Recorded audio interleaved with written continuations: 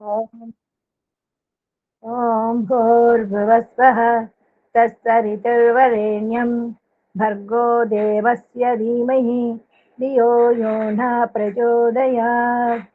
ॐ असतो मा सद्गमय तमसो मा ज्योतिर्गमय मृत्योर्मा अमृतङ्गमय। ॐ सहनाववतु सहनौ भुनक्तु सह वीर्यं करवावहै तेजस्विना वदीतमस्तु మా విద్విషావహై. నమస్తే మాతాజీ, అందరికీ నమస్తే.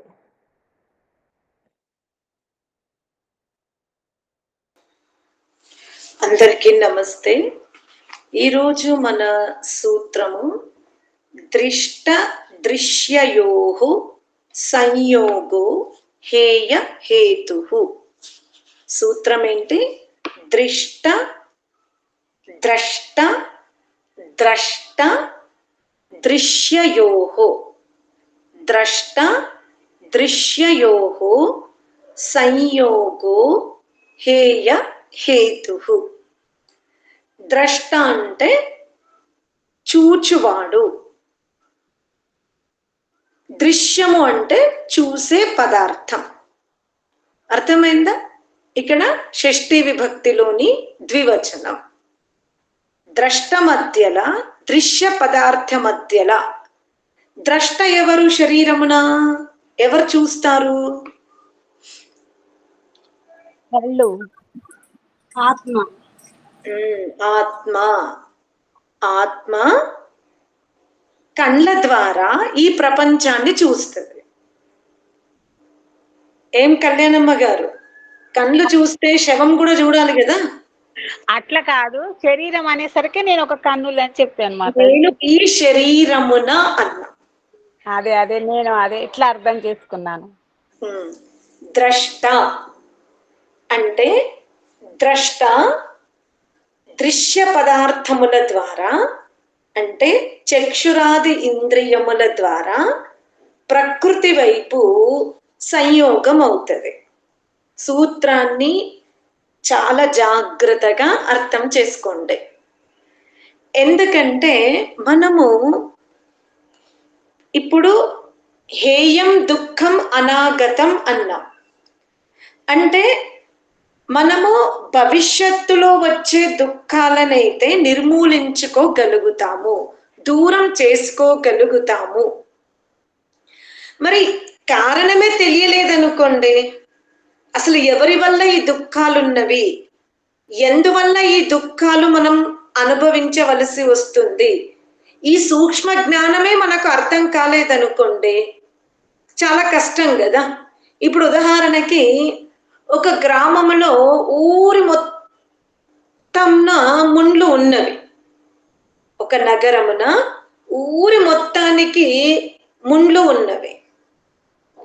ఇప్పుడు రాజు ముండ్లను తొలగిస్తే పరిష్కారమా, లేదా అందరూ చెప్పులు ధరించుకొని నడుస్తే పరిష్కారమా?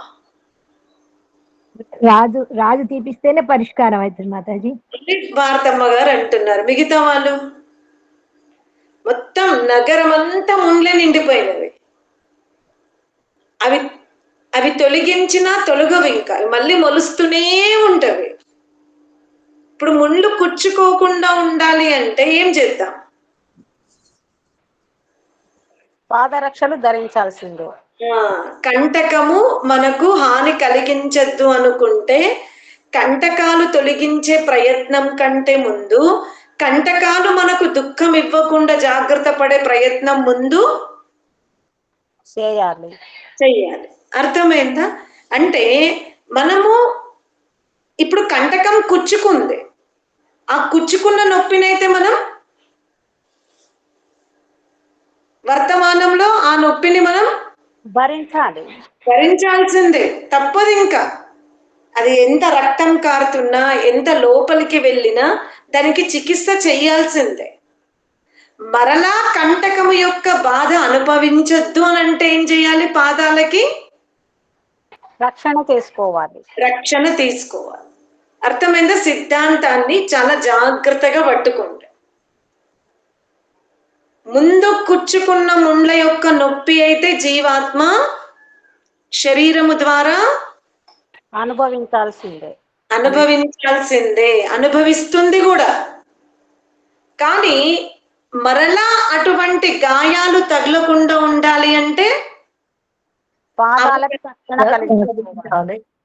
పాదాలకి చెప్పులు ధరించాలి. ఇప్పుడు ఇక్కడ ఇదే. ఇప్పుడు ద్రష్ట అంటే జీవాత్మ. ఈ జీవాత్మ మనస్సుతో సంయోగం అవుతుంది. సంయోగమైనప్పుడు ఆ మనస్సు ఇంద్రియాలతో సంయోగం అవుతుంది. ముందు ఎవరు చైతన్యంగా ఉన్నారు అంటే ఆత్మనే. ముందు ఆత్మ మనస్సుని కోరిక వైపు ప్రేరణ ఇస్తుంది. ఆ మనస్సు ఏం చేస్తుంది? ఇంద్రియాలకు ప్రేరణిస్తుంది. అర్థమైందా? ఇంద్రియాలకు ప్రేరణిస్తుంది. ఈ ఇంద్రియాలు ఏం చేస్తవి? శబ్ద, స్పర్శ, రూప, రస, గంధాదులను పట్టుకొస్తవి. అవి దూరంగా ఉన్నా పట్టుకొస్తవి, దగ్గరగా ఉన్నా పట్టుకొస్తవి. కొన్ని లోపల ఉన్నవి కోరికలు, కొన్ని ఇప్పుడు కొత్తగా పుడుతున్నవి. అంతేనా? కొన్ని కోరికలు మన లోపల ఉన్నాయి. భయానికో భక్తికో వాటిని మనం ఏం చేస్తాము? అణచగొడతాం. ఇప్పుడు మీలాంటి పెద్దవాళ్ళందరికి కూడా ఇప్పుడు ఈ మధ్యరథం అమ్మాయిలు వేసుకున్న వేషధారణ కానీ, ఆ స్వాతంత్రం కానీ, ఆ ఉద్యోగాలు కానీ, ఆ ఆర్థిక ఫ్రీడమ్ కానీ చూసినప్పుడు నిజంగా చెప్పండి, మనకు కూడా ఇలాంటి స్వాతంత్రం దొరికితే అప్పట్లో బాగుండు అనే మహిళలు లేరా? కళ్యాణం ఉన్నారు, కానీ అది వాళ్ళ వేషధారణ మాకైతే నచ్చడం లేదు మాతాజీ. ఓకే, వేషధారణ నేను అన్ని చెప్పిన, నేను వేషధారణనే చెప్పలే. వేషధారణ ఉండొచ్చు, ఉద్యోగం ఉండొచ్చు, స్వాతంత్రం ఉండొచ్చు, ఏదైనా చెప్పిన. మీరు ఎందుకు వేషధారణ వరకే వెళ్ళిండ్రు? ఉద్యోగం అయితే కావాలి, స్వాతంత్రం అయితే ఉండాలి, కానీ వేషధారణ మాత్రం బాగాలేదు. ఓకే, వేషధారణ వద్దు కానీ ఫ్రీడమ్ ఉండాలి, స్వాతంత్రం ఉండాలి కదా. అది ఒకవేళ ఇప్పుడు మీకు అవకాశం వస్తే చక్కగా ఉద్యోగానికైతే స్వాతంత్రాన్ని సంపాదించుకుంటారు కదా. అప్పట్లో ఆ ఫ్రీడమ్ మనకి లేదు. అంటే కొన్ని కోరికలు ఇంకా లోపల అది నేను ఉంటవి. నేను అవి అధర్మము ధర్మము అని ఇక్కడ మనం తీసుకోవట్లే. మనకు కొన్ని కోరికలు లోపల ఉంటవి, కొన్ని కోరికలు ఇతరులను చూసినప్పుడు కలుగుతాయి. అర్థమైందా? కొన్ని మనలో ఉంటవి, కొన్ని ఇతరులను చూసినప్పుడు కలుగుతవి. కానీ మొత్తానికి వీటి యందు ఒక స్పర్ధ, ఒక వేగం, ఒక చైతన్యం ఇచ్చింది ఎవరు? ఆత్మనే. అర్థమైందా? అంటే ఆ ఆర్డర్, నువ్వు ఇలా మెదులుకో, ఇలా ఉండు అనే ఆర్డర్ ఆత్మ ఈ జన్మకిచ్చి ఉండొచ్చు, లేదా మళ్ళీ జన్మకైనా ఇచ్చి ఉండవచ్చు. మళ్ళీ పూర్వ జన్మ అనండి, ఇంతకు ముందు జన్మలో అయినా అది ఆ విధమైనటువంటి అనుమతి మనస్సుకు ఇచ్చింది. ఎందుకంటే మనస్సు ఈ జన్మకి లభించింది కాదు. అర్థమైందా? ఆత్మ మోక్షానికి వెళ్ళక నాటి నుండి ఎవరితో యాత్ర చేస్తుంది? అన్ని ఏ యోనికి వెళ్ళినా ఆత్మ ఎవరితో యాత్ర చేస్తుంది? కర్మాశయం. ఇంకా ఇప్పుడు ఇక్కడ నేను మనసు గురించి మాట్లాడుతున్నా కదా. కోరికలు అంటే సూక్ష్మ శరీరముతో యాత్ర చేస్తుంది కదా. సూక్ష్మ శరీరంలో ఏమున్నవి? మనసు, బుద్ధి, చిత్తము, అహంకారం. ఓకేనా? ఇప్పుడు ఏ జన్మలో అయినా మోక్షానికి వెళ్ళనంత వరకు, అంటే రేపటి గురించి నేను మాట్లాడట్లేదు, ఈ రోజు వరకు ఆత్మ జన్మ జన్మల నుండి ఎవరిని ఎంబడ పెట్టుకొని వస్తుంది? మనస్సుని మంచిగా ఎంబడ తగిలించుకొని వచ్చింది. ఆ మనస్సుకు ఏ జన్మల రైట్స్ ఇచ్చిందో మనకి తెలియదు. తెలియదు. కానీ రైట్స్ ఇచ్చింది ఎవరు? ఆత్మనే ఇచ్చింది. నాకు ఇలాంటి కోరికల్ని నువ్వు తీసుకురా అని చెప్పి. మీరు అన్మ్యూట్ చేసి మాట్లాడుతున్నారు అమ్మా. శారదమ్మ గారు మీరు అన్మ్యూట్ లోనే ఉండి మీ పనమ్మాయితో మాట్లాడుతున్నారు. ఇప్పుడు గుర్తుపెట్టుకోండి, ఈ ఆత్మ మనస్సుకు ఈ జన్మకే ఇవ్వలేదు, అంతకు ముందు జన్మలో కూడా ఏం చెప్పింది? నేను నీకు చెప్పేస్తున్నా, నాకు ఈ కోరికలు ఉన్నవి, నువ్వు తీసుకొని రావాలి అని చెప్పింది.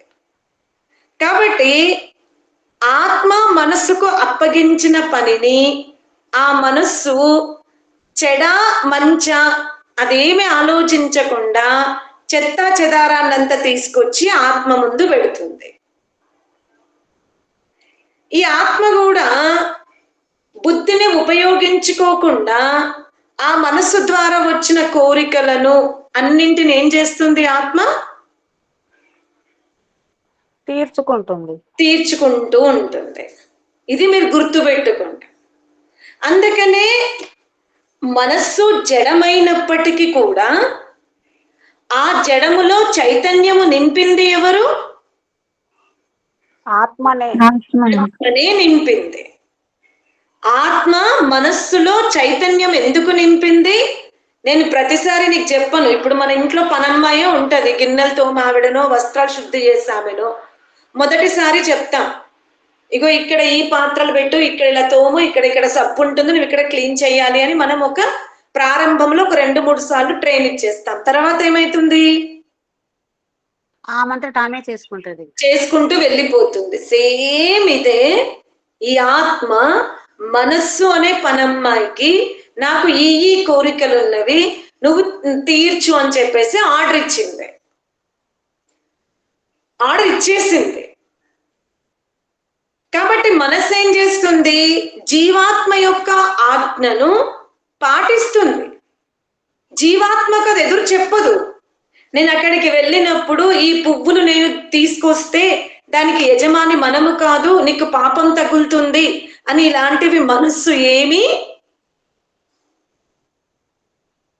ఆత్మకు చెప్పదు. ఆత్మ ఏదైతే ఆదేశం ఇచ్చిందో ఆ ఆదేశానుసారముగా మనస్సు పని చేసుకుంటూ వెళ్ళిపోతూ ఉంది. అలా ఆ కోరికలని ఆత్మ మనస్సు ద్వారా కొన్ని యుగాల నుండి తీర్చుకుంటూనే ఉంది. సత్యము, అసత్యము, వివేకము, అవివేకము, ధర్మము, అధర్మము, నీతి, అవినీతి, ఏ ఆలోచన ఆత్మకి మళ్ళీ చర్చించాలనే కోరిక కూడా ఆత్మకి లేదు. అంతే, మనసుకు చెప్పింది, మనస్సు పట్టుకొస్తుంది, ఆత్మ వాటిని ఉపయోగించుకుంటుంది, అమలు చేస్తుంది. అంతే, ఆత్మ వాటినన్నింటినీ ఉపయోగించుకుంటుంది. ఈ ఉపయోగించుకోవడం వల్ల నిజంగా మనస్సుకు యజమాని ఆత్మ. మీరు బాగా గుర్తు పెట్టుకోండి, మనస్సుకు యజమాని ఆత్మ. పాపం మనస్సు కూడా తన యాజమాన్యుని యొక్క ఆదేశానుసారమే పనిచేస్తుంది. కానీ ఇది శబ్దస్పర్శ రూపరస గంధాదులు అనే పదార్థాల యొక్క ఏవైతే కోరికలు ఉన్నాయో ఆ ప్రకృతి ఎవరిది? ఎక్కడైతే తీర్చుకుంటుందో, ఎక్కడైతే ఇది కుప్పలు కుప్పలు పట్టుకొస్తుందో ఆ ప్రకృతికి స్వామి ఎవరు? పరమాత్మ. ఇప్పుడు అర్థమైందా? మనస్సు ఆత్మ ఆజ్ఞలో ఉంటూ ప్రకృతి నుండి పదార్థాలని పట్టుకొస్తుంది. ఒకసారి శబ్దము, ఒకసారి రూపము, ఒకసారి రసము, ఇలాంటి పదార్థాలన్నింటిని తెచ్చి ఆత్మకిస్తుంది. కానీ మనస్సు ఎక్కడి నుండి అయితే తెస్తుందో ఆ స్థలం ఎవరిది? పరమాత్ముంది. కాబట్టి మనస్సు ఆత్మ ఆజ్ఞలో ఉంది. అది వెళ్తుంది, తీసుకొస్తుంది. మనస్సు ప్రకృతి యొక్క స్వామి గురించి ఆలోచించదు, ఆత్మ దగ్గర ప్రశ్నించదు. ఈ ఆర్డర్ ఇచ్చింది, అక్కడికి వెళ్తుంది, తన శక్తిని ఉపయోగిస్తుంది, వాటిని పట్టుకొస్తుంది, ఆత్మకిస్తుంది. ఇప్పుడు ఒక పొలములో ఒక ఆవు గడ్డిని మేసింది. పొలములో ఆవు గడ్డిని మేసింది. ఇప్పుడు పొలం యజమాని ఆవుని కొడతాడా లేదా ఆవు యొక్క యజమాని దగ్గర డబ్బులు తీసుకుంటాడా? ఆవుని కొడతాడు. ఆవును కొడుతున్నాడంటే వాడు పరమ మూర్ఖుడు. నిలగొట్టి తర్వాత ఆవు యొక్క యజమాని బుద్ధిమంతుడు ఎంత మేస్తుందో మెయ్యని, తర్వాత దాన్ని తీసుకెళ్లి పంచాయతీలో పలానా వ్యక్తి యొక్క ఆవు నా గడ్డి మేసింది, నాకు వెల కట్టాల్సిందే అని వాదిస్తాడు. మీరు జాగ్రత్తగా ప్రశ్నించుకోండి.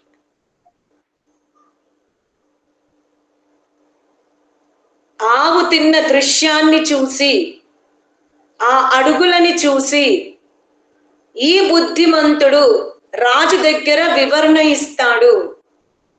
ఆవు అడుగులని తుడుపడు, ఆవు మేసిన ఆ పరిస్థితిని కూడా శుద్ధి చెయ్యడు. కావాలంటే మీరు చిహ్నాలు చూడండి అంటాడు.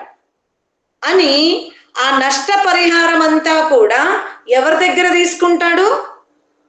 ఆవు యొక్క యజమాని దగ్గర తీసుకుంటాడు. ఇప్పుడు ఆవుని కొట్టాడు అనుకోండి, కొడితే ఈ నష్ట పరిహారం చెల్లించిన వ్యక్తి ఏమంటాడు? ఎవరైతే నష్ట పరిహారం చెల్లించాలో ఆ వ్యక్తి ఏమంటాడు? ఆవుని కొడితే ఏమనంటాడు పరిహారం? బాగా ఆలోచించండి. ఆవుని చితక బాదాడు, అప్పుడు ఆవును వదిలాడు. ఇప్పుడు ఈ నష్ట పరిహారం చెల్లించాల్సిన వ్యక్తి రాజు దగ్గర ఏ ప్రస్తావన తీసుకొస్తాడు? తన ఆవుని గాయపరిచింది అనేసి తనే చెల్లించాలంటే. ఇప్పుడు అర్థమైందా? బుద్ధిమంతుడు ఎందుకు ఆవుని కొట్టడు అంటే, వివరణ వచ్చినప్పుడు మరి నా ఆవు గడ్డి తిన్నది, అది మీ దగ్గర వచ్చి చెప్పాలి కదా రాజు. చెప్పకుండా నా ఆవుని కొట్టాడు, నా ఆవుకు పీడింపజేశాడు, నా ఆవు ఏడ్చింది, మరి దీని పరిష్కారం ఏమిటి అంటాడు. అప్పుడు రాజు ఏమంటాడు? నీకు గడ్డి నష్ట పరిహారం అవుతే ఆ యజమాని అడగాలి గాని ఆవునెందుకు కొట్టావయ్యా, పో డబ్బులు ఇప్పియా అంటాడు. ఈ కథనే మీరు అన్వయించుకోండి. మనస్సును ఎవ్వరూ కొట్టరు. మనస్సుని కొట్టే అవకాశము ఎవరు తీసుకోరు. పరమాత్ముడు మనస్సుని కొట్టడు. ఈ మనస్సుని ఎవరైతే పోషిస్తున్నారో, ఈ మనస్సుకు ఎవరైతే స్వామిగా ఉన్నారో ఆ ఆత్మనే పరమాత్ముడు ప్రశ్నిస్తాడు. నీ ఆవు నా ప్రకృతిని నీ దగ్గరికి అందించింది, దాని ట్యాక్స్ కట్టని చెప్తుంది. పరమాత్ముడు ఎవరికి చెప్తున్నాడు? ఆత్మకు చెప్పినాడు. ఆత్మకే చెప్తాడు. బాగా గుర్తు పెట్టుకోండి. తొందరపడి ఆ గడ్డి ఆవు తిన్నది కదా అందుకే ఆవునే కొట్టాలి అంటే అక్కడ సామర్థ్యం ఎవరికి ఎక్కువ ఉంది? ఆవుకుందా, ఆవు యజమానికుందా? ఆవు యజమానికి ఉంది. కాబట్టి సమర్థవంతుణ్ణి పట్టుకోవాలి, కానీ లాభం లేని వ్యక్తిని పట్టుకుంటే ఏమిటి? ఆవుంది, అది ఎలాగో గడ్డినే తింటది. దాని స్వభావము గడ్డి కనబడిందంటే ఆవు తింటది. అక్కడ ఇద్దరిదే తప్పు. ఇతను తన దొడ్డిలోకి ఆవులు ప్రవేశించకుండా ప్రహారీ గోడనన్నా కట్టుకోవాలి, లేదా పోషించేవాడు తన ఆవులు వేరే వాళ్ళ కొట్టంలోకి వెళ్ళకుండా జాగ్రత్త పడాలి. అంతేగాని ఆవులది తప్పు కాదు కదా అక్కడ. ఎందుకంటే ఆవు పశువు, దానికి ఎక్కడ ఆహారం ఉంటే అది తినేస్తుంది. దాని స్వభావమే అది. అది ఆలోచించదు ఈ గడ్డికి యజమాని నా స్వామి కాదు, నేను తింటే వీడు నన్ను కొడతాడన్న జ్ఞానం ఆవుకి ఉండదు. అలాగే ఇక్కడ ప్రకృతి పరమాత్మ ఉంది, అనుభవిస్తుంది జీవాత్మ, మధ్యవర్తిగా మనస్సు ఉంది. కనుక ఆ గడ్డి మోపుని ఎక్కడ మెయ్యాలి, ఎంత మెయ్యాలి, ఎవరి అనుమతి తీసుకోవాలి అనేది ఆవుకి ఏ విధంగా మనము నాయకత్వం చెయ్యాలో అలాగే మనస్సు పైన కూడా నాయకత్వం ఎవరికి ఉండాలి? జీవాత్మకే ఉండాలి. అందుకనే ఏమంటున్నాడు? ద్రష్టాదృశ్యయోహో, నీవు దుఃఖములు తగ్గించుకోవాలి. పదే పదే ఈ దుఃఖములు అనుభవించకూడదు అనుకుంటే, ఈ దుఃఖముల యొక్క నివారణ పూర్తిగా మూలము నుండే త్రుంచివేయాలి అనుకుంటే, నువ్వు ముందు సంయోగం అవ్వకు. ఎవరితో? మనస్సుతో. ఆ మనస్సుకు నువ్వు ఏదైతే చైతన్యం అనే కీ ఇచ్చావో దాన్ని ఇప్పుడు ఆ కీని ఏం చెయ్యు? నిర్మూలన చేసే. మనస్సు యొక్క ఫ్రీడమ్ ని కాపేసే. ఇప్పుడు నువ్వు తీసుకో స్వామిత్వం. గతంలో మనస్సుకి ఇచ్చిన చైతన్యం వల్ల జరిగిన గందరగోళం గురించి ఆలోచించకు. అది ఎలాగో నువ్వు ట్యాక్స్ కట్టాల్సిందే.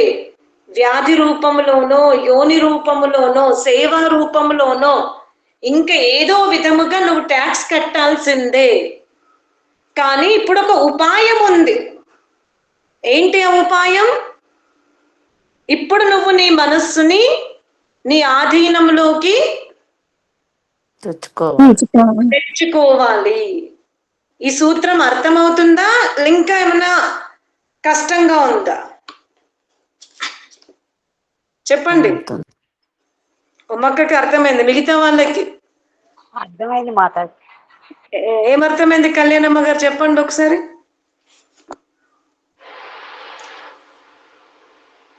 మీ భాషలోనే చెప్పండి, చూద్దాం. మీకు అర్థమయ్యే దగ్గర చెప్పండి, భయపడకండి.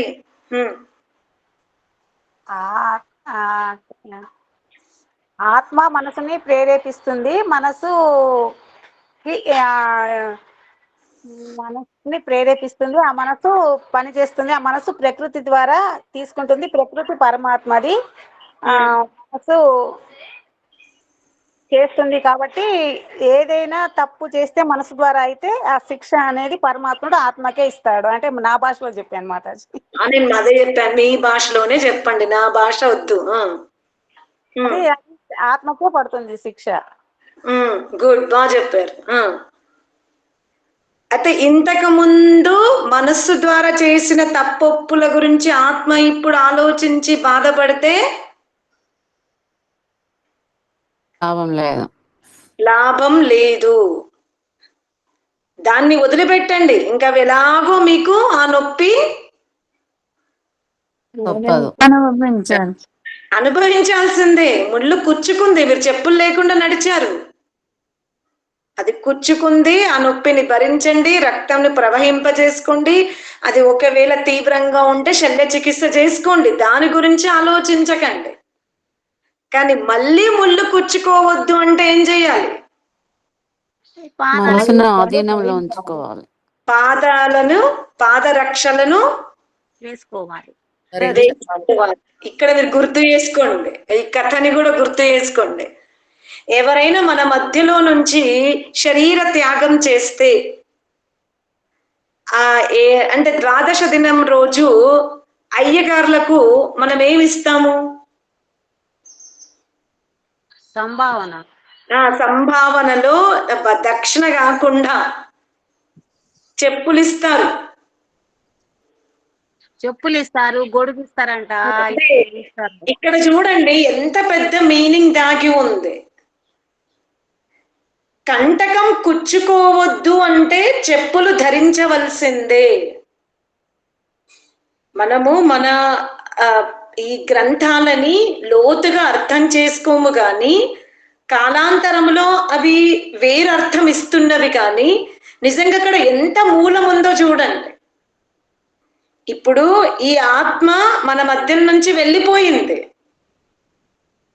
కానీ ఇప్పుడు మనము కూడా వెళ్ళిపోతాం ఈ దేహం నుండి. వెళ్ళిపోయిన ఆత్మ గురించి ఆలోచించకండి.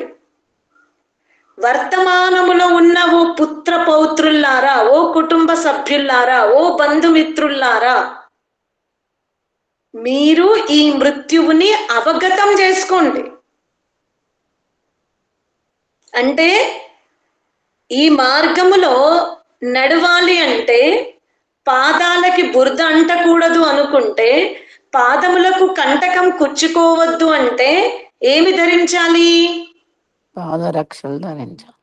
పాదరక్షలు ధరించవలసిందే అని అప్పట్లో ప్రాక్టికల్ గా చెప్పిన మెసేజ్ అది. ఇక్కడ కూడా ద్రష్ట దృశ్యయోహో, నీవు దుఃఖములను పాతవి తొలగించుకోలేవు, అవి ఎలాగో అనుభవించాలి. వాటిని నిర్మూలించేస్తా త్రుంచేస్తా అంటే కుదరదు. కానీ ఏవి త్రుంచగలవు, ఏవి నిర్మూలించుకోగలవు?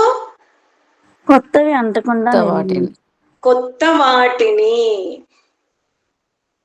ఈ క్రొత్త వాటిని అనుభవించకుండా ఉండాలి అంటే మనస్సుకి మనం ఏదైతే చైతన్యము ఇచ్చి పెట్టామో ముందు ఆ చైతన్య తత్వాన్ని మనస్సు నుండి ఏం చేయాలి? మనం తీసేసుకోవాలి. అర్థమైందా? మరి మనకు అంత సామర్థ్యం ఉందా? మనస్సు ఎప్పటి నుండో పని చేస్తుంది, మొద్దుబారిపోయింది కదా. ఇప్పుడు మనకి గిన్నెలు తోమడం అలవాటు అంటే పనమ్మాయితో చేయించుకోవడం అలవాటైంది, వంట చేయడం పనమ్మాయితో, అన్ని పనమ్మాయికి బానిస అయిపోయినాం. సామర్థ్యం ఉంటదమ్మా, మనం అవసరం ఉన్నప్పుడు వినియోగించుకోవాలి. మన లోపల సామర్థ్యం ఉంది. ఆ సామర్థ్యం మనకు అగుపడతలేదు అంటే డైరెక్ట్ గా పరమాత్మని పట్టుకోండి. అయ్యా, ఈ మనసు ద్వారా చేసే గందరగోళానికి పనిష్మెంట్ నువ్వు నాకు ఇస్తున్నావు, ఇంకొక చిన్న సహాయం చెయ్యండి ఓ రాజా, ఓ స్కంభుడా, ఓ పరమాత్మ. ఎలాగో పనిష్మెంట్ నాకు ఇస్తున్నావు కదా, నేనేమో ఈ మనస్సు మీద ఆధారపడి జీవించడము బానిసైపోయాను, నాకు నా సామర్థ్యమే తెలియడం లేదు.